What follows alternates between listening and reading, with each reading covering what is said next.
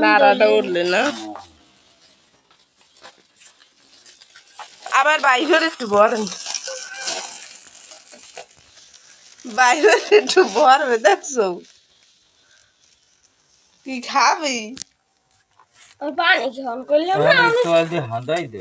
পানি খাওয়াই দি মা পানি নিতে যা এবারে এটি ঠান্ডা হুম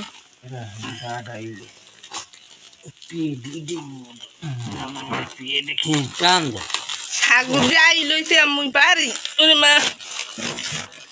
তুমি এবার মোবাইল দিতে